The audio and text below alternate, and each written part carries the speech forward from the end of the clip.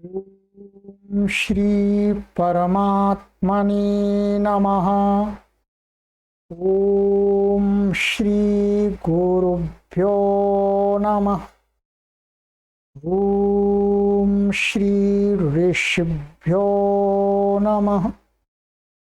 ओम सहनाववतु सहनौ भुनक्तु सह वीर्यं करवावहै तेजस्विनावधीतमस्तु मा विद्विषावहै।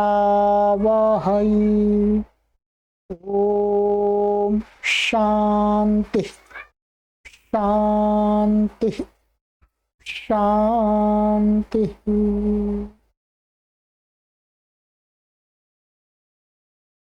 सर्वेभ्यो नमः। देववाणी संस्कृतम यूट्यूब चैनल में आप सभी संस्कृत प्रेमियों का हार्दिक अभिनंदन है।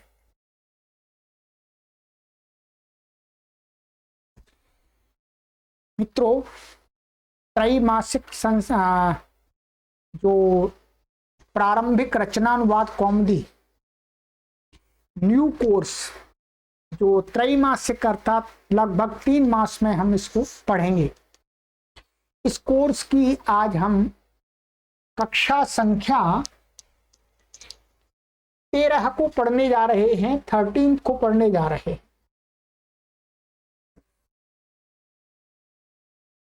12 कक्षाएं आपको हमने पढ़ा दी हैं। वर्णों के विषय में विस्तार से आपको जितना बताना चाहिए प्राथमिक स्तर में उतना बता दिया, और आपकी परीक्षा भी हो गई है और आपकी कॉपी चेक भी करा दी। मित्रों, अब संस्कृत अनुवाद की कक्षा आरंभ हो रही है। अब निरंतर हम संस्कृत अनुवाद, संभाषण तथा संस्कृत की कुछ कथाओं को पढ़ करके अर्थ सीखना करते रहेंगे। इसमें आपको ये पुस्तक पढ़ाई जाएगी। आपको पूर्व में भी निरंतर हम सूचना दे रहे हैं, तो आप सभी से यह भी निवेदन है कि आप इस पुस्तक को अवश्य प्राप्त करें, जहां से भी आपको मिल सकती है। यदि कहीं नहीं मिलती है तो आप हमसे संपर्क कर लीजिएगा, हम आपको उपलब्ध करा देंगे। ठीक है, चलिएगा। तो मित्रों, अब हम संस्कृत के अनुवाद बनाना सीखेंगे।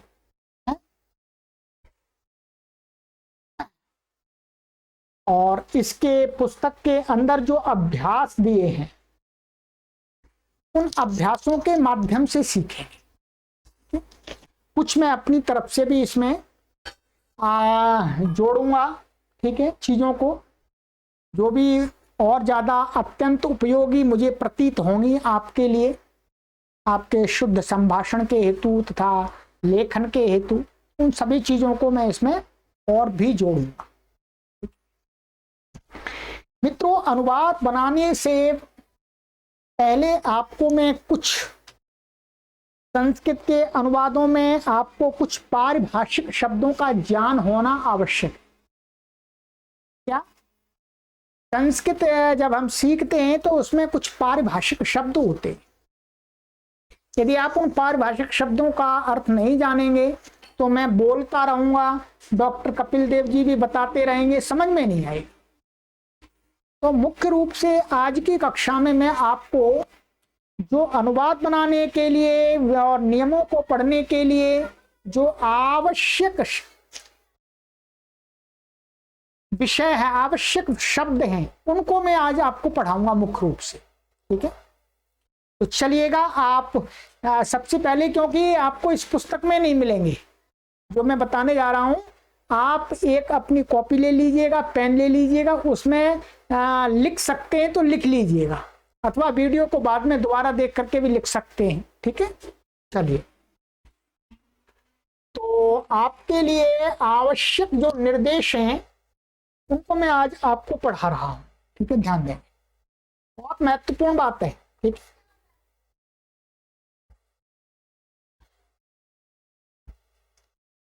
लीजिएगा, संस्कृत अनुवाद बनाना सीखने के लिए इन आवश्यक निर्देशों को आपको ध्यान रखना है। बार बार मैं इन शब्दों का प्रयोग करूंगा तो आपको यही अर्थ समझना है। यहां पर ये नंबर 1 लिखा हुआ है, संस्कृत में 3 लिंग होते हैं, माने जेंडर्स होते हैं। क्या, ध्यान दीजिएगा, संस्कृत भाषा के अंदर जो शब्द हैं, वर्ड्स हैं, वो 3 लिंग में माने जाते हैं। ऐसा हिंदी में, इंग्लिश में नहीं है, ठीक है, हिंदी में नहीं है, ठीक है। तो संस्कृत में 3 लिंग, लिंग माने जेंडर्स, उनके नाम और संक्षिप्त रूप ये हैं। संक्षिप्त रूप अर्थात वो शॉर्टकट में कैसे लिखेंगे। नंबर 1 है आपका पुल्लिंग, ठीक है, क्या है, पुल्लिंग। इसको आप शॉर्टकट में ये आपको ऐसा लिखा हुआ मिलेगा, पुम, पुम के पीछे बिंदी लिखी हुई होगी। पुम का अर्थ होगा इस पुस्तक में, जहां कहीं पर भी ऐसा लिखा देखेंगे आप तो इसका अर्थ होगा पुल्लिंग, ठीक है। और इसको इंग्लिश में मस्कुलाइन जेंडर बोलते हैं, ठीक है। और दूसरा लिंग होता है, दूसरा जो सेकंड जेंडर होता है स्त्रीलिंग। स्त्रीलिंग का शॉर्ट कैसा लिखा मिलेगा आपको, स्त्री, और पीछे बिंदी लगी हुई होगी। इसका अर्थ क्या है, स्त्रीलिंग, ठीक है। फेमिनिन जेंडर, ठीक है। तीसरा लिंग है आपका नपुंसक लिंग, ठीक है, क्या, नपुंसक लिंग। तो नपुंसक लिंग को शॉर्टकट में ऐसा लिखते हैं, नपुं, नपुं और बिंदी लगा देते हैं, ठीक है। को बोलते हैं न्यूट्रल जेंडर इंग्लिश में। यदि आप थोड़ी इंग्लिश जानते हैं तो आपको सहयोग मिलेगा समझने में, ठीक है। तो ये ध्यान रखेंगे, संस्कृत के जो शब्द होंगे, संज्ञावाची शब्द, विशेषण शब्द हैं, ये शब्द कैसे 3 लिंग में होंगे, ठीक है। कैसे होंगे, 3 लिंग में होंगे। ये आपको आगे ज्ञान होता रहेगा, ठीक है। नंबर 2 आप लिखिएगा। नंबर 2 आपको ध्यान रखना है कि संस्कृत में 3 वचन नंबर्स होते हैं। हिंदी और अंग्रेजी में 3 वचन नहीं होते, केवल 2 वचन होते हैं, एक वचन और बहुवचन। संस्कृत भाषा की विशेषता है कि संस्कृत भाषा में 3 वचन होते हैं, माने 3 नंबर्स होते हैं।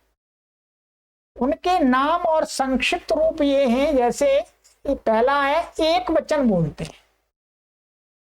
हम आपको एक वचन बोलेंगे तो ये क्या है, संस्कृत के शब्दों का है। एक को कहने का लिए जो शब्द प्रयोग होता है वो एक वचन का होता है, इसको इंग्लिश में क्या बोलते हैं, सिंगुलर। शॉर्टकट में क्या लिखेंगे, 1 और 0 और सिंगुलर, सिंगुलर माने एक वचन। और दूसरा है द्विवचन, 2 को कहने के लिए द्विवचन आता है। इसको शॉर्ट में 2 प्रकार से लिख सकते हैं, द्वि भी लिख सकते हैं और द्विवा ऐसा भी लिख सकते हैं, कोई भी लिखते हैं, दोनों का अर्थ क्या है, द्विवचन, ठीक है। इंग्लिश में आप इसको बोलते हैं डबल, डबल।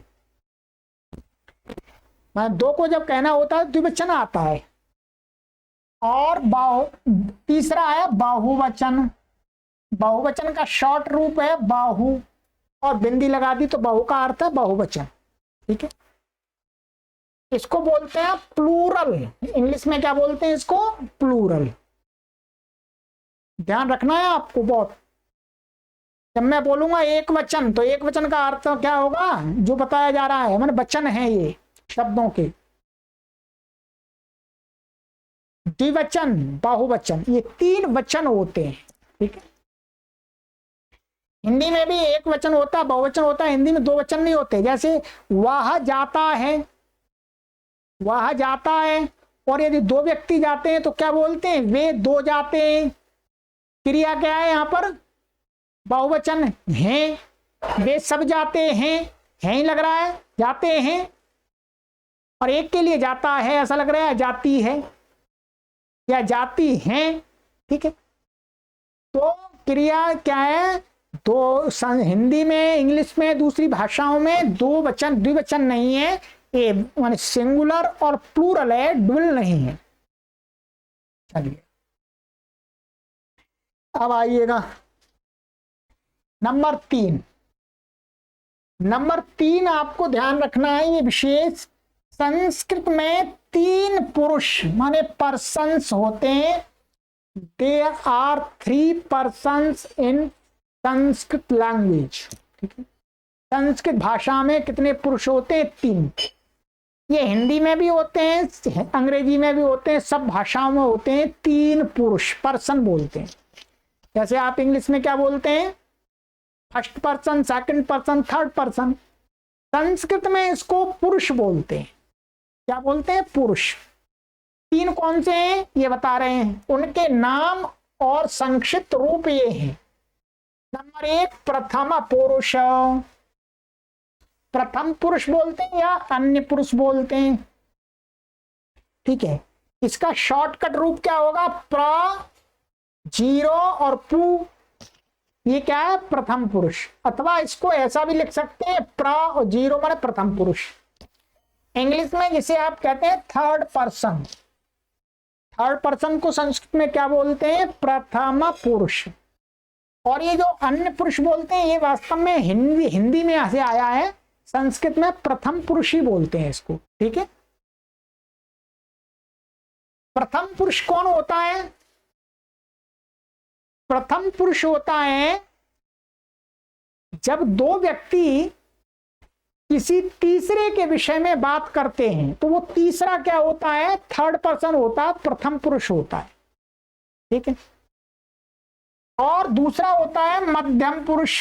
मां, पू अथवा मां ऐसा लिख सकते हैं शॉर्ट में। Second person. सेकंड पर्सन कौन होता है? मैं जिससे बात कर रहा हूं वो कौन होता है? सेकंड पर्सन माने मध्यम पुरुष। मैं बात कर रहा हूं, जिससे व्यवहार कर रहा हूं, मेरे सामने वाला व्यक्ति कौन होता है? सेकंड पर्सन माने मध्यम पुरुष। और तीसरा होता है उत्तम पुरुष। ध्यान देंगे, उत्तम पुरुष कौन होता है? जो कर रहा होता है, जो कह रहा होता है। जैसे मैं क्या हूं? उत्तम पुरुष।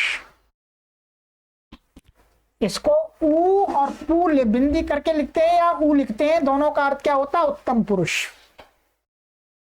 इसको फर्स्ट पर्सन बोलते हैं इंग्लिश में, फर्स्ट पर्सन। आई, ये आगे विस्तार से पढ़ेंगे। ठीक है। तो अब हम पुरुष की बात करेंगे तो 3 पुरुषों का प्रयोग करेंगे। बोलो, प्रथम पुरुष, मध्यम पुरुष, उत्तम पुरुष।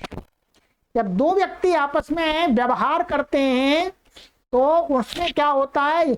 जब वो तीसरे किसी के विषय में बात करते हैं तो वो तीसरा पर्सन कौन बन जाता है? प्रथम पुरुष। और जो सामने वाला होता है वो कौन बन जाता है? मध्यम।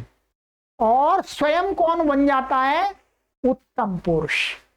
थर्ड, सेकंड, फर्स्ट, ये क्रम है, आपको मैंने समझा दिया। ठीक है। चलिएगा, जैसे नंबर 4। नंबर 4 आपको क्या ध्यान रखना है? संस्कृत में अधिक प्रयुक्त लकार। ये मानिएगा, संस्कृत में अधिक प्रयुक्त लकार। लकार का अर्थ कह सकते हैं टेंसेस अथवा मोड्स। ठीक है। इस पुस्तक में आपको जिन टेंसेस का प्रयोग सिखाया जाएगा वो केवल 5 हैं। इन 5 से हम धारा प्रवाह शुद्ध संस्कृत को लिखना, बोलना और पढ़ करके समझना सीख जाएंगे। ठीक है, वो कौन से लकार है ध्यान देंगे। जब हम आपको लकार बोलेंगे तो लकार का अर्थ आपको क्या समझना है, टेंस। जैसे आप बोलते हैं प्रेजेंट टेंस है, present tense, present continuous tense, present perfect tense, present perfect continuous tense. तो टेंस माने काल का बोध कराते हैं, क्रिया के द्वारा काल का बोध कराते हैं। तो उसी को संस्कृत भाषा में क्या बोलते हैं, बोलो, टेंस को लकार। वो लकार 5 हैं जिनको पढ़ना है इस पुस्तक के अंदर। इस पुस्तक के अंदर जिसे जिनको पढ़ना है वो 5 हैं, लिख जान लीजिएगा। उनके नाम तथा अर्थ ये हैं, समझ लीजिएगा। नंबर 1 है लट लकार बोलते हैं। लट लकार इसके पीछे लगा लेंगे, लट लकार। लट लकार का अर्थ होता है वर्तमान काल, प्रेजेंट टेंस। ठीक है, वर्तमान काल का क्या अर्थ होता है बोलो, प्रेजेंट टेंस। जब वर्तमान काल की क्रिया को कहना होगा तो हमें किसका प्रयोग करना होगा, लट लकार। ठीक है, और देखिएगा दूसरा है होता है लोट लकार। लोट लकार किस अर्थ में प्रयोग हो जाता है, आज्ञा अर्थ में। क्या, आज्ञा अर्थ में, इंपेरेटिव मोड। ठीक है, माने ये इंग्लिश में बोल रहे हैं, परंतु आज्ञा, किसी को आज्ञा देनी होती है, आदेश देना होता है, आज्ञा लेनी होती है, तो उसमें लोट लकार की क्रिया के रूपों का प्रयोग होता है। अभी मैं दिखा दूंगा आपको। और तीसरा है लंग लकार। लिख ली, लंग का अर्थ होता है भूतकाल की क्रिया को कहने के लिए लंग लकार का प्रयोग किया जाता है। ठीक है, इसको बोलते हैं इम्परफेक्ट टेंस। क्या, इम्परफेक्ट टेंस। और चौथा होता है मित्रों विधिलिंग। विधिलिंग लकार। विधिलिंग लकार का किस अर्थ में, आज्ञा अर्थ में अथवा चाहिए अर्थ में। माने मुझे करना चाहिए, आपको करना चाहिए, आपको खाना चाहिए, पढ़ना चाहिए, आपको दान देना चाहिए, आपको सहायता करनी चाहिए। तो जहां पर चाहिए आता है क्रिया के साथ में, वहां पर विधिलिंग का अथवा आज्ञा अर्थ में भी विधिलिंग का प्रयोग होता है। ठीक है, ये पोटेंशियल मूड। 5वां है आपका लृट लकार। क्या है, लृट लकार। लृट लकार कब होता है, ये भविष्यत काल माने फ्यूचर टेंस, भविष्यत काल की क्रिया को बताने के लिए होता है। ठीक है, जैसे आपकी इंग्लिश में रूट है, रूट, वर्ब है। जैसे वर्ब है आपकी, जैसे ये है गो, ठीक है, और कम, ये वर्ब है। ये क्या है, वर्ब है। ऐसे ही संस्कृत में भी बहुत सारी वर्ब्स हैं। उनको क्या बोलते हैं, संस्कृत में जो वर्ब हैं उनको बोलते हैं धातु। ठीक है, उनको क्या बोलते हैं, धातु। हम धातु कहेंगे तो आपको क्या समझना है, धातु लोहा आदि नहीं समझना आपको। धातु धातु कहने से वर्ब हम कहना चाह रहे हैं, वर्ब। ठीक है, तो ये जो रूप होते हैं, ये जो लकार होते हैं, ये क्या है, धातुओं के रूप, फॉर्म्स होते हैं। क्या होते हैं, धातुओं के फॉर्म्स होते हैं। जैसे मैं आपको बताऊं, जैसे संस्कृत भाषा में एक धातु है, एक धातु है भू धातु। ये भू वर्ब है। ठीक है, इसके इन 5 लकारों में रूप चलेंगे जो हमने अभी पढ़ा था। जैसे ये लट लकार में रूप होगा इसका, ये वाले रूप होंगे, इनको आगे हम पढ़ेंगे, अभी नहीं। ठीक है, इसका धातुओं के ही होते हैं, शब्दों के रूप नहीं होते, जो संज्ञावाची शब्द आदि के नहीं होते, धातुओं के होते हैं। जैसे लोट लकार के रूप हैं ये, ठीक है, और लंग लकार के ये हैं, ठीक है, और विधिलिंग लकार के ये हैं, और लृट लकार के ये हैं। 5 लकार माने 5 टेंस है, 5 टेंसेस ये हमें प्रयोग करना सीखना है। ये जो टेंस होते हैं ये क्या है कि धातु के रूप होते हैं, माने फॉर्म्स ऑफ वर्ब्स, ठीक है। चलिएगा, तो ये हुआ आपका, मैंने बता दिया, ठीक है। ये आगे सब पढ़ेंगे धीरे धीरे, अभी मैं केवल आपको मात्र संकेत दे रहा हूं। तो ये 4 बात आपको ध्यान रखना है, बार बार हम इनका प्रयोग करेंगे। लट लकार, लोट लकार, लंग लकार, विधिलिंग लकार और लृट लकार, ठीक है।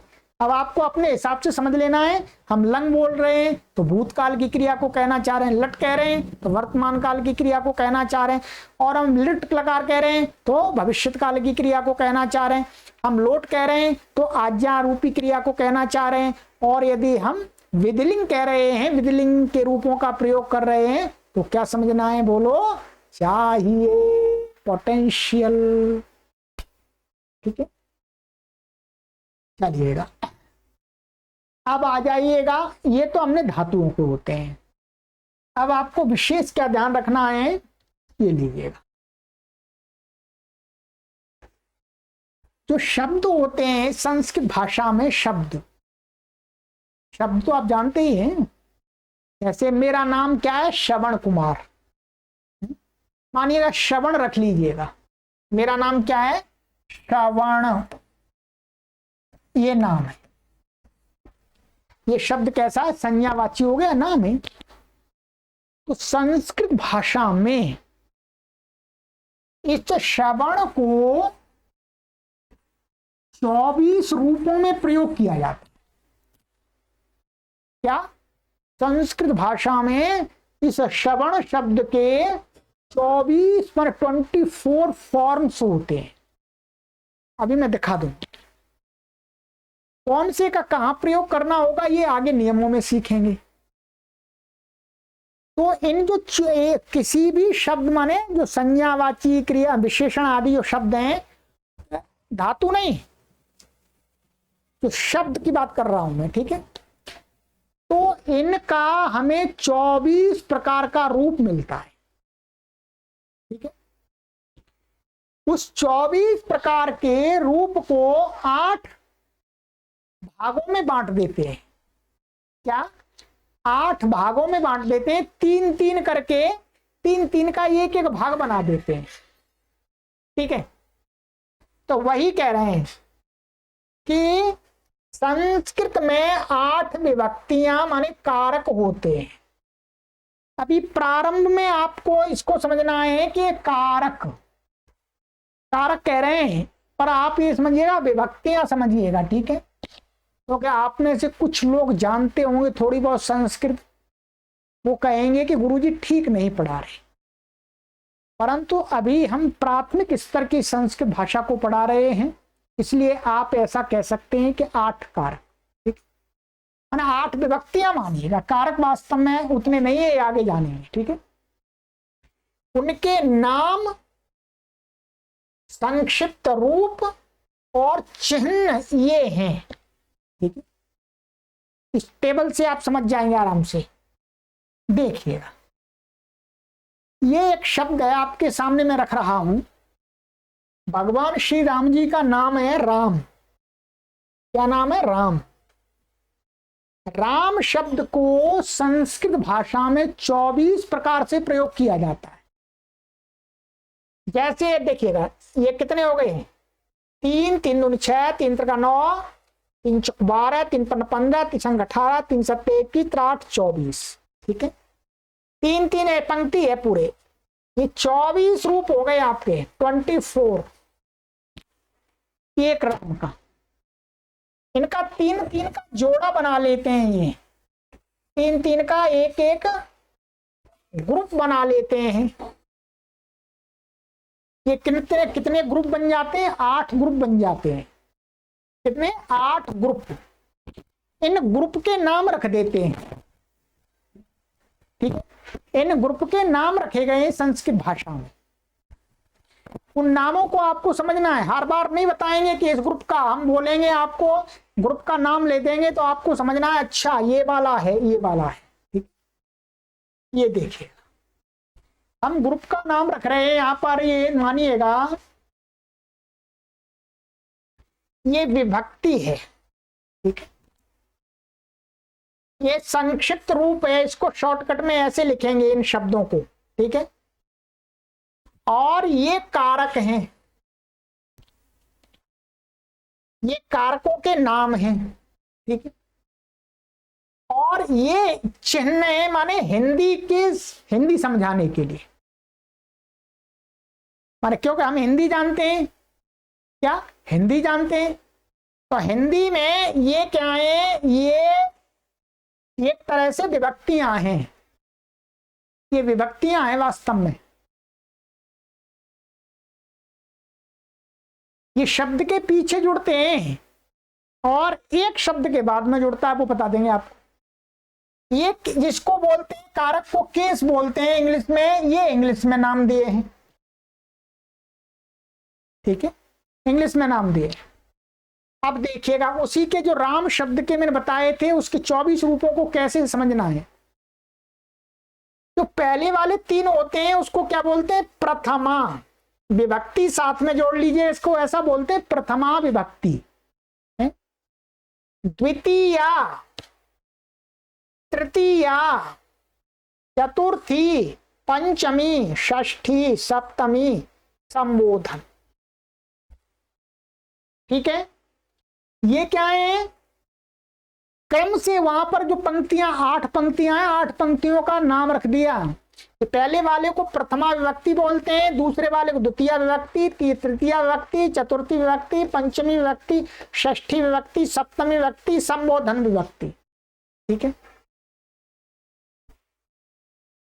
शॉर्टकट में आप कैसे लिखेंगे, प्रथमा, द्वितीया, तृतीया, चतुर्थी, पंचमी, षष्ठी, सप्तमी और संबोधन, ऐसा लिखेंगे। शॉर्टकट में आपको लिखा हुआ मिलेगा इस पुस्तक के अंदर, तो आपको ये समझना है। ठीक है, कारक, कारक भी पढ़ेंगे, इसको इंग्लिश में केस बोलते हैं।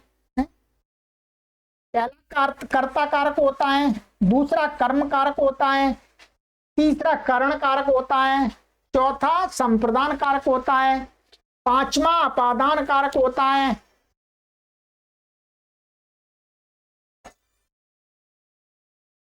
और प्राथमिक स्तर की जब संस्कृत पढ़ते हैं तब हम कहते हैं संबंध कारक। वास्तव में ये कारक, हम जब धीरे धीरे ऊपर बढ़ेंगे तो ये कारक नहीं होता है। ठीक है, परंतु अभी आप इसको कारक मान लीजिएगा। और अधिकरण कारक, ये अधिकरण है।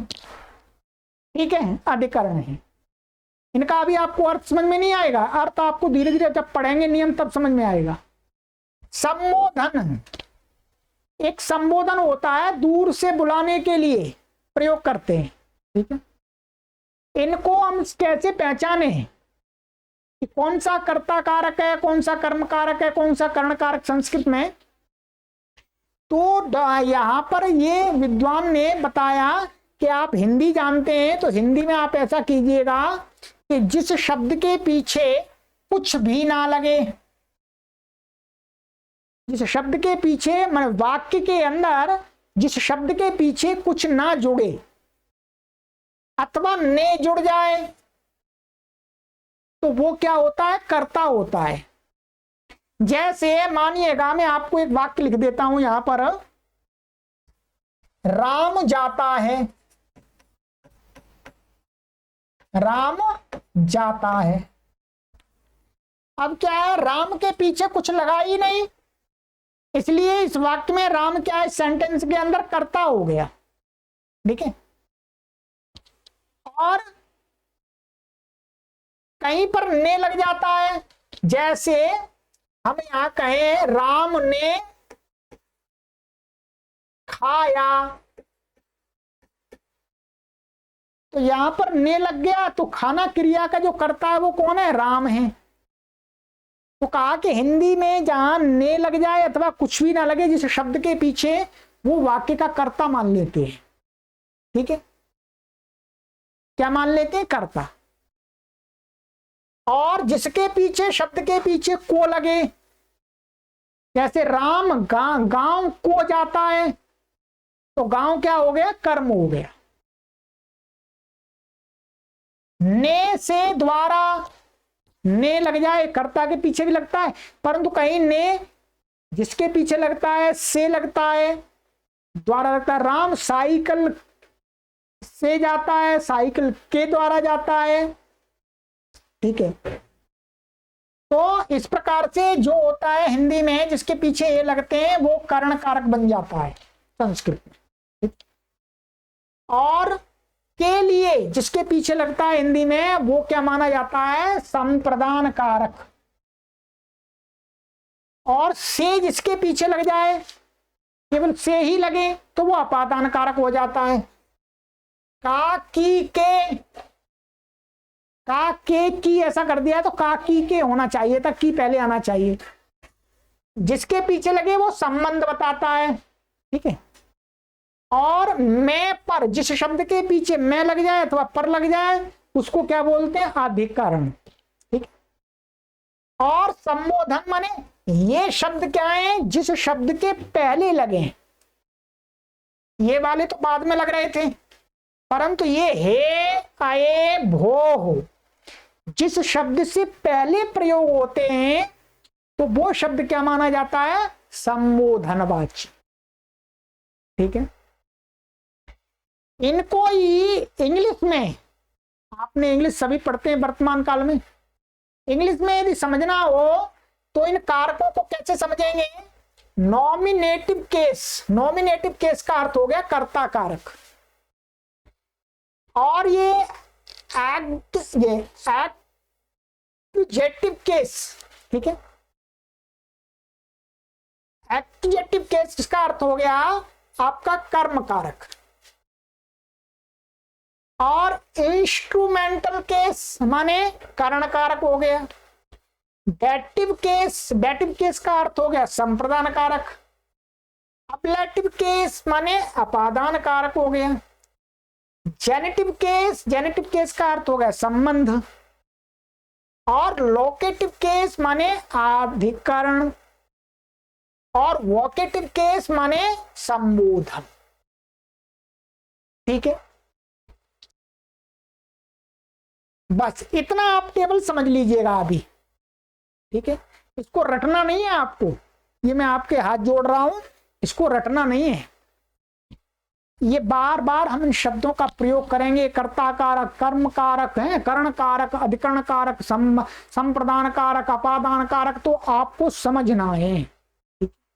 अभी और भी समझाएंगे, और ये प्रथम कक्षा है, आपको अनुवाद सिखाने के लिए जा रहे हैं, तो आपको इन पारिभाषिक शब्दों के तात्पर्य को, मीनिंग को अवश्य जानना चाहिए। अब देखिएगा, ये मैंने आपको राम के रूप बताए थे। ठीक है, यहां पर यदि आपको ऐसा लिखा हुआ मिलेगा, ये 3 है, ये प्र लिखा है तो प्रथमा विभक्ति, ये द्वितीया विभक्ति, ये तृतीया विभक्ति, ये चतुर्थी विभक्ति, ये पंचमी विभक्ति, ये षष्ठी विभक्ति, ये सप्तमी विभक्ति, ये संबोधन विभक्ति। ठीक है, अब इनका जो प्रयोग होगा उसी क्रम से होगा। ठीक है, किस क्रम से होगा? इस क्रम से होगा। यदि वाक्य में कोई कर्ता है, सब नॉमिनेटिव केस है, सब्जेक्ट है, तो उसमें प्रथमा विभक्ति वाले रूप होंगे। कोई कर्म है तो उसमें द्वितीया वाले होंगे। कोई करण बनता है वाक्य में तो उसमें तृतीया वाले होंगे। कोई संप्रदान बनता है तो उसमें चतुर्थी वाले शब्दों का प्रयोग किया जाएगा। कोई अपादान बनता है तो पंचमी वाले शब्दों का प्रयोग किया जाएगा। कोई संबंध दिखाया जाता है तो षष्ठी के रूपों का प्रयोग किया जाएगा। कोई अधिकरण बन रहा है तो सप्तमी के रूपों का प्रयोग किया जाएगा। और जहां पर संबोधन प्रतीत होता है वहां पर संबोधन के रूपों का प्रयोग किया जाए। अर्थात 24 रूपों का प्रयोग आप करेंगे, करना सीखेंगे। ठीक है, ये हिंदी का और ये इंग्लिश का। बस आपको आज की कक्षा में इतना पर्याप्त है, आप इसको नोट जरूर कर लीजिएगा। ठीक है, कि शायद आपको टेबल किसी पुस्तक में नहीं मिलेगा है, इस पुस्तक में ये टेबल नहीं है, ध्यान देंगे इस पुस्तक में ये पूरा टेबल नहीं है, ये मैंने आपके लिए कहीं से लिया हुआ है और आपको समझाने के लिए। तो ये हो गया आपका आज का, और अब अगली कक्षा में आपको हम पढ़ाना आरंभ कर देंगे। ठीक है, अब अगली कक्षा आपकी आराम से अब आपको समझ में आएगी, हम बताते जाएंगे आपको। ठीक है, कि ये धातु क्या होती है, अब आप आराम से समझ जाएंगे, शब्द क्या होते हैं, ये रूप कैसे चलते हैं, ये बातें आपको आराम से समझ में आए। चलिएगा, आगे की कक्षा में मिलेंगे। ठीक है, धैर्य पूर्वक पढ़ना है मित्रों, ये समझ लेना है आपको कि ये व्यक्ति इतने परिश्रम से पढ़ा रहा है, सिस्टमैटिक ढंग से पढ़ा रहा है, धैर्य के साथ पढ़ा रहा है, तो आप सभी के लिए ये एक अपॉर्चुनिटी है। यदि आप किसी ने भी इस अपॉर्चुनिटी को छोड़ दिया तो हानि किसकी होगी? आपकी होगी। हानि आपकी होगी कि इतना अच्छा सुअवसर हाथ से निकल जाने दिया, ना आपसे पैसा लिया जा रहा है, ना आपको कहीं बुलाया जा रहा है, ना आपके किसी कार्य में कोई बाधा उत्पन्न की जा रही है। आप अपनी सुविधा के अनुसार इन कक्षाओं को कभी भी पढ़ सकते हैं, कहीं भी पढ़ सकते हैं, और इन सभी कक्षाओं को आप देववाणी संस्कृतम ऐप के अंदर भी बिना एडवर्टाइजमेंट के पढ़ सकते हैं। चलिएगा, आप सभी पुण्य आत्माओं को कोटि कोटि नमन करते हैं। सर्वेभ्यो नमः।